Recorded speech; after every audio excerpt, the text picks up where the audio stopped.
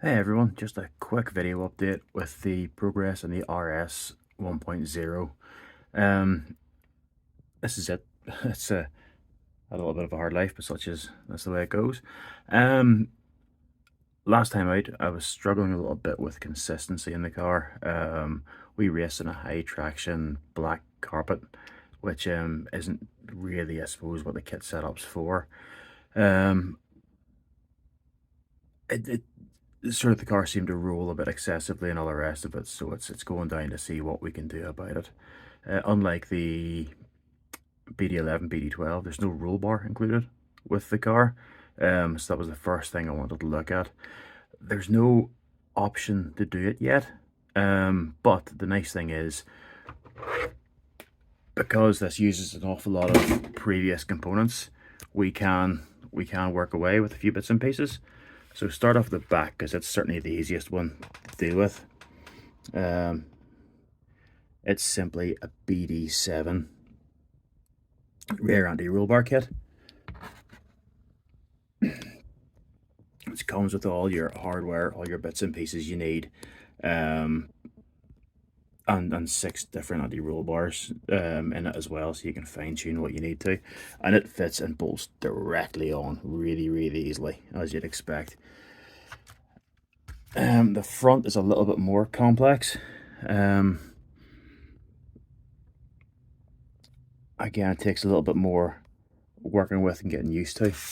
The front end uses a BD10 wishbone. So the mount for the roll bar is actually already in the wishbone there as such.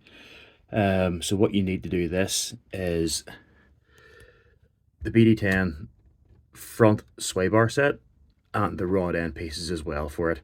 This still leaves the roll bar mounts, leaves you short of these roll bar mounts.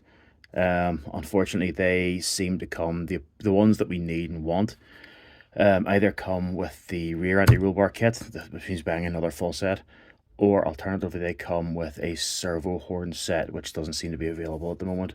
So what I did to get around that was go to Schumacher, and got a set of their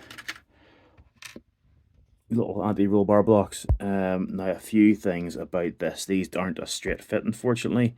You need to shave off this top section to get that down. It would be better with a flat head screw going into that, simply because it's pretty difficult to see here. But the front bumper mounts right up to it, and I've had to remove the lugs off the back of the front bumper to get that to fit and fit straight. But yeah, they're in, they're on. They seem to be functioning as they're supposed to be doing. Time will tell tomorrow, whenever we get to the racetrack, whether it's made a big improvement in the requirement they need. The other thing that I've done as well, the kit springs are absolutely fine. There's no issue with them. But I don't know what rate they are. I don't know where they're going to. So I chopped and changed those with the Racing and Performer springs. They're SSAs, are they? I can't remember. But I'll put the part numbers and everything up on these as well. So if you wanted to go down that route, you can. As you can see, you've got the adjustment. You've still got plenty of ride height left in that if you need to, and you can drop it as well. That's the car running 4.5 and 5.5 mil, just for reference. Yep, excuse the state of the workspace. It's in the middle of getting fixed up here, for more paint videos soon.